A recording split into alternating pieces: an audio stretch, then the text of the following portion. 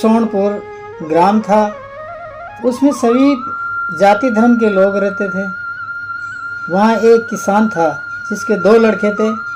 वो खेती करते थे और अपने कमा के खाते थे। तो बच्चे थे। कुछ समय बाद दोनों पति पत्नी का देव स्वर्गवास हो गया। एक लड़का खेती करता था, दूसरा लड़का उनके जो घर में गायें थी उनको चराता था।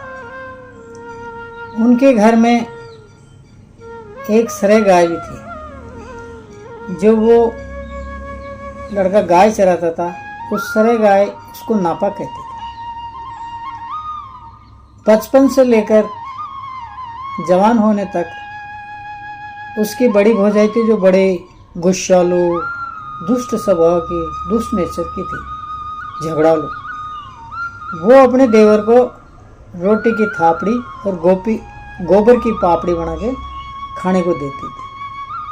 जब जवान हो गया तब वो थक के कहता है, हे गौ माताओं, अब मेरे से रहा नहीं जाता, मेरे शरीर में जान नहीं है, पापड़ी खाते खाते मैं थक गया, अब मैं तुम्हारे को चराने में समर्थ नहीं हूँ। गाय माता बोली कि बेटा तू क्यों चिंता करता है, तेरे भूख लग रही है ना, ऐसा कर, थोड़ा सा गोबर ले और थोड़ा सी दूर में निपाई कर उसकी। नापा ने निपाई करी और निपाई करते सरे गाय ने एक पाँव फेंका, एक गांव पीछे फेंकी तो जल का कलश आ गया, दूसरा पाँव फेंकी तो खाना आ गया, भोजन आ गया। वो खाता रहा, चलता रहा। 1-2 दिन जब वो खाया, उसकी खाना नहीं खाया तो घूमते घामते उसके एक बड़े भाई की लड़की थी, बच्ची थी, वो आ गए और उस टाइम पे नापा खाना खा रहा था। बच्ची उसको खाना खाते देख के सोची कि ये क्या खा रहा है चाचा। उसके पास गई तो नापा सोचा कि ये बच्ची है, कोई बात नहीं, ले बेटे तू भी खा ले। उसको एक लड्डू उठा के बच्ची को दे दिया। बच्ची उस लड्डू को खाई नहीं और अपनी माँ को ले जाके दे दी। माँ देखो चाचा जी क्या खाते हैं। माँ देख के बोली, अच्छा अपने को तो रोटी नसीब नहीं है और तेरा चाचा लड्डू खा रहा है, कोई बात नहीं, आने दे बेटी। वो उसे लड्डू लेके रख ली और ले खटवा की पार्टी और सो गई। जब शाम को उसका पतिदेव आया तो अंधेरा था, लाइट जली हुई नहीं थी, दीपक जला हुआ नहीं था। ये देख के बोला, बेटी तेरी मम्मी कहाँ गई।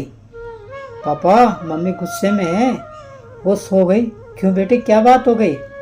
चाचा है ना, वो लड्डू खाता है और अपने को रोटी भी नसीब नहीं होती है पापा, मम्मी बता रही थी ये बात। अच्छा। वो जाके अंदर बोला, अरे भाग्यवान क्या बात है, आज लाइट वाइट नहीं जलाई, दीपक वीपक नहीं जलाई, क्या बात है, क्यों सो रही है, क्या बात हो गई, तबीयत तो ठीक है। वो बोली, नहीं जी। पहले तो बोली नहीं, जब बार बार आग्रह करने पर वो बोली, आपका भाई तो लड्डू खाए और हमें रोटी भी नसीब नहीं है, हैं? बोला बात क्या है, आखिर बता तो सही। बोले बात क्या है, वो सरे गाय है ना, वो इसको लड्डू पेड़े ये खिलाती है, उस सरे गाय को बेचेगा ना, उसको बेचोगे तो ही मैं खाना खाऊंगी। अच्छा भाई अभी तो उठ, दीपक वीपक जला, खाना वाना बना, कल सुबह देखेंगे जब कोई लेने वाला आएगा व्यापारी तो उसको बेच देंगे, अभी तो उठ के जा। फिर वो उठी और खाना वाना बनाई। खाना खा के दोनों पति पत्नी बात करते करते सो गए। दिन उगा, एक व्यापारी आया। वो क्या किसी के पास सरे गाय के, सरे गाय के, सरे गाय के, ऐसे करता हुआ आया। तो वो बड़ा भाई बोला, अरे भाई हमारे पास है सरे गाय, ले लो। बोले क्या दोगे। बोले ज़्यादा तो नहीं दूंगा मैं, 40 रुपये दूंगा। बोले ठीक है 40 ही दे यार, कुछ तो दे भाई। व्यापारी बोला ठीक है भाई तू 40 रुपये दे और सरे गाय ले जाके। वो सरे गाय लेने के लिए आ गया तो कामधेनु सरे गाय बोली, नापा तेरा मेरा इतना ही साथ था, अब मैं जा रही हूँ और तू अच्छी तरह रहना। माँ तू मुझे छोड़ के कहाँ जा रही है, क्या करूँ बेटे, तेरे भाई ने मुझे बेच दिया 40 रुपये में, तो माँ इसका कोई उपाय है क्या। हाँ बेटे उपाय तो है, बताओ माँ क्या उपाय है। तू ऐसे कर, जेड़ी में तो घाल ले रस्सी और लकड़ी लेके आगे आगे हो जा, जो मेरी है वो मेरे साथ आ जाए और जो दादाबाई की है वो दादाबाई के पास रुक जाए। ऐसे कह के नापा गवाला जेली उठा के उसमें रस्सी डाल के बाड़े का गेट खोल दिया और चल दिया जंगल की ओर। एक गाय बूढ़ी और बीमार थी, वो भी उठे और पड़े, उठे और पड़े। ऐसे करते करते वो पड़ी रही। बाकी सभी गायें उसके पीछे पीछे चली गई। दूर जाके, गांव से दूर जाके एक नदी थी, उस नदी के किनारे जाके रहने लग गया और एक झोपड़ी बना के उसमें रहता और गायों के दूध पी के मस्त रहता। गौ माता कामधेनु शरे गाय ने कहा, बेटे जो दूध पीता है वो पी ले, बाकी का दूध है ना, पास में एक बम्बी है, वहाँ नाग देवता रहते हैं, उसके पास डोना भर के रखिया दूध का। ठीक है माँ। वो रोज ऐसा ही करे, सुबह और शाम डोना भरे और बम्बी के पास रख के आ जाए। ऐसा देख के जब नागराज बाहर निकले दूध पिए तो देखा यार इस जंगल में ऐसा कौन सा व्यक्ति आ गया जो दूध रख के जा रहा है कैसे। ठीक है कल बात करेंगे उससे। जब दूसरे दिन गवाला नापा जब दूध रख के आने लगा तो नागराज ने आवाज दी, ए आदमी, ए मानव, कहाँ जा रहा है। नापा रुक गया, गवाला रुक गया। बोलो नागराज, भाई तू रोजाना दूध सींच के जा रहा है, आखिर क्यों। बोले ये मेरी माँ का आदेश है, मेरे कामधेनु सरे गाय का आदेश है। अच्छा तो मैं खुश हो गए, तेरे को कुछ वरदान देना चाहता हूँ, बोल क्या मांगता है। नागराज जी मैं आज कुछ नहीं मांगूंगा, मैं आपसे कल लूँगा। ठीक है भाई कल ले लेना। नापा गवाला वापस आ गया और आके कामधेनु सरे गाय से बोला, माँ। नागराज जी निकले और कहा कि ए मानव, मैं तेरे इस काम से प्रसन्न हूँ, बोल तू क्या चाहता है, मांग, मैं तुझे वरदान में दूंगा, तू जो मांगेगा वो दूंगा। कामधेनु सरे गाय ने बोला, बेटे तू उससे कुछ मत मांगना, केवल एक बाल बाने का कंघा मांग लेना बस। ठीक है माँ। दूसरे दिन गया और जैसे दूध रख के वो पीछे मुड़ने लगा, नागराज निकले, कहा, हे भाई मानव, बोल क्या चाहता है, मांग, क्या मांगता है। हे नागराज जी, हे नागराज जी, मुझे कुछ नहीं चाहिए, मुझे केवल एक बाल बाने का कंघा चाहिए। बेटे ये क्या मांग रहा है। बोले बस मेरी माँ का यही आदेश है। ठीक है भाई। नागराज जी ने उसको बाल बाने का कंघा दे दिया। कंघा लेके नापा ग्वाला अपनी झोपड़ी में आके जैसे बाल बांधने लगा, उसके सारे सिर के बाल सरफ सोने के हो गए। गौ माता बोली, क्यों नापा, आया ना आनंद। हाँ मैया आया आनंद। अब ऐसा करना, जो तेरे ये सिर के बाल झड़े ना, इसको एक आंकड़ा की पत्ते में डिब्बी बना के तो गंगा जी में बहा के आ जाना, वहाँ उस नदी में बहा के आ जाना। बोले ठीक है माँ। जो बाल टूटता उसकी डिब्बी बनाता और नदी में बहा के आ जाता। एक दिन राजकुमारी वहाँ नहाने के लिए आई और वो जब उस डिब्बी को डाल के गया तो वह सखियों से बोलती है, हे सखियों, हे सहेलियों, इस डिब्बी के अंदर बाहर का तुम्हारा और इसके जो अंदर है वो मेरा। ठीक है साहब भाई साहब। वो डिब्बी निकाली और जैसे उसको खोल के देखा, अंदर सोने के बाल थे। भाईराज ने सोचा कि ये राजकुमारी ने सोचा सोने का बाल। वो घर पे गई और खटवा की लेके पार्टी पड़ गई, नहाई धोई और घर गई। राजकुमार के माता पिता ने पूछा, बेटी क्या बात है, क्यों उदास है। सब सहेलियों सब ने पूछा आखिर बात क्या है। वो बोली, सखियों के जरिए माता पिता को कही कि वो नदी किनारे एक आदमी रहता है जिसके बाल सोने का है, मैं उससे शादी करूँगी, अन्यथा किसी से नहीं करूँगी। न अन्न लेऊँगी न जल लेऊँगी। ठीक है बेटी, तुम खाना तो खाओ, हम कल भिजवाते हैं, जैसे तुम्हारी इच्छा है। वो खाना खा ली। 2 पंडितों को नारियल लेके रोड़ी मोड़ी नारियल देके उनको भेजी, जा भाई कोई नदी किनारे एक सोने का बाल वाला आदमी रहता है, उसको जाके ये लगन टीका दे दो। बस वो ग्वाला वहाँ ग्वाला के पास आया, पंडित झोपड़ी के पास आके देखे, यार यही नदी किनारे आया, झोपड़ी में देखा कि वो पीले पीले बाल वही होगा। उसके पास चले गए, उन ब्राह्मणों को आते देख, माँ कोई आदमी आ रहे हैं, आने दे बेटे, स्वागत करना उनका। ठीक है माँ। वो दोनों ब्राह्मण आके उसको बोला, भाई तू ही है कि वो नदी के अंदर जो बाल बहा के आता है सोने के? बोले हाँ मैं ही हूँ। बोलो क्या बात है? बोले राजकुमारी है ना, वो तुमसे शादी करना चाहती है और महाराज ने लगन टीका भेजा। अरे भाई मैं लगन टीका, मेरे पास तो रहने के लिए जगह ही नहीं है, झोपड़ी है कहते। बोले राजकुमारी ने हट कर लिया। अच्छा माँ ये क्या करूँ माँ इसका? ठीक है बेटे ले ले, शादी तो तेरे को करनी है, किसी से भी करनी है। यदि राजकुमारी खुश है तेरी शादी करनी चाहती है, कोई बात नहीं, कर ले। वो लगन टीका ले लिया। अब के भाई इनको कुछ खाना वाना तो खिला। गोली लगाए और वो एक एक कलश और एक एक पत्तल खाने की निकली। पंडितों ने कहा, भाई हमें हमारी मुश्किल कर रहा है क्या? बोले नहीं, आप ये तो खाना खाओ फिर और ले लेना। वो जल पिए, फिर वो जल खाली हुआ नहीं, वो खाना भी खत्म नहीं हुआ।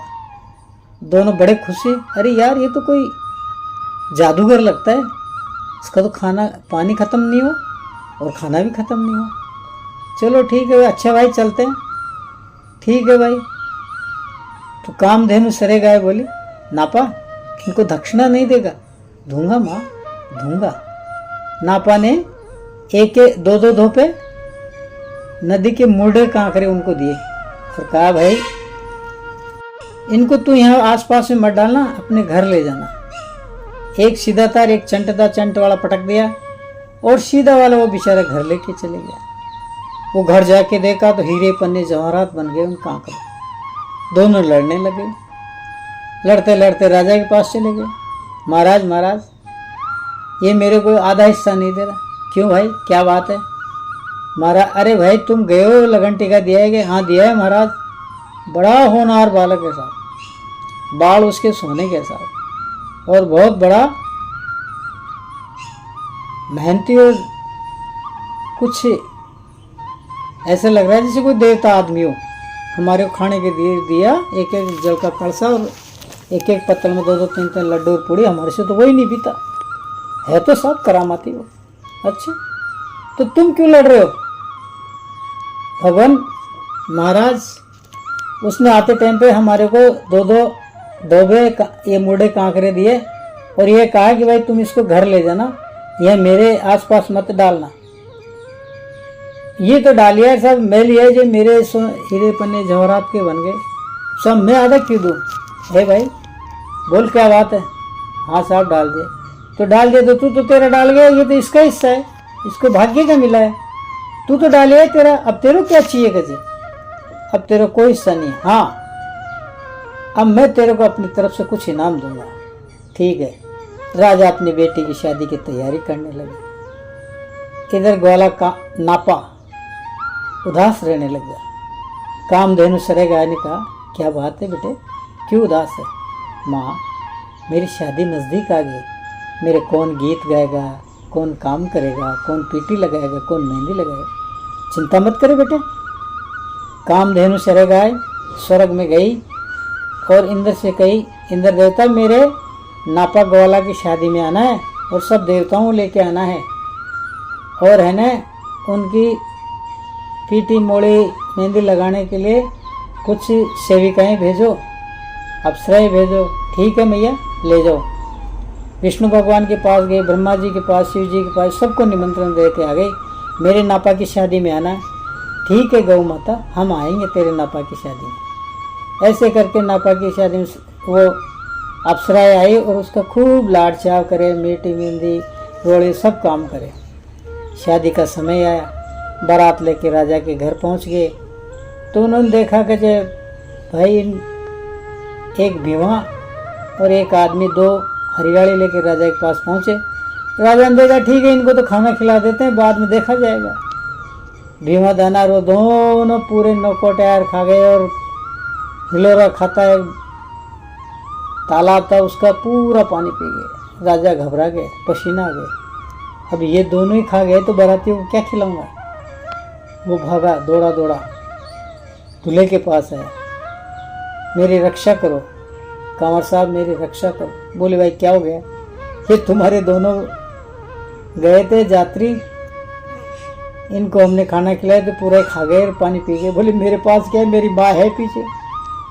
वो जाके कामधेनु सरे गाय को बोले माँ रक्षा करो, रक्षा करो। ठीक है भाई। कामधेनु सरे गाय ने कहा भगवान विष्णु कुछ उद्धार करो, इसकी रक्षा करो।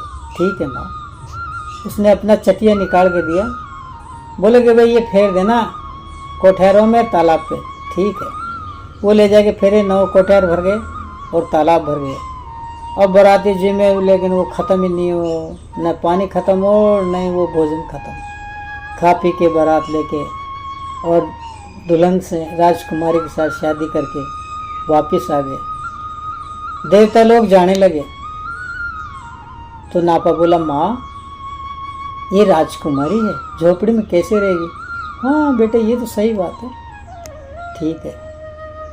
भगवान विष्णु से फिर बोली माँ कामधेनु सरे गाय, भगवान मेरे नापा की बहू रहेगी कहाँ। ठीक है भाई, ये चटिया ले और जितनी दूर में फेर सको फेर दो। भीमदाना को दिया चिटिया, वो कहीं भी गऊँ कहीं दूर में उसको फेर दिया। महल माड़ यार बावड़ी गोडर बहुत कुछ हो गया, जनता ये सब कुछ हो गया। नापा एक तरह नापा को राजा घोषित कर दिया वहाँ का। सरे गाय बोली बेटे अब मेरा जाने का समय आ गया। बोले माँ कहाँ जाओगे। अरे भाई ये भी एक अनूठी कहानी है बेटे मेरी। क्या हुआ था माँ। बोले कि मैं स्वर्ग से घूमने के नीचे आ रही थी तो एक संत तपस्या कर रहे थे, मेरा ध्यान रहा नहीं और मेरे पीछे एक शेर पड़ गया। वो शेर से बचने के लिए मैं गाय बनी थी ना, इसलिए शेर मेरे पीछे लगा और मैं भागी जा रही थी। मेरे को ऋषि नज़र नहीं आए, उसके पास से निकली तो जिससे कि तपस्या टूट गई और वो गुस्से में आके मेरे को श्राप दे दिया कि जा तू गौ बन के धरती लोक पे रहेगी, भूलोक पे रहेगी।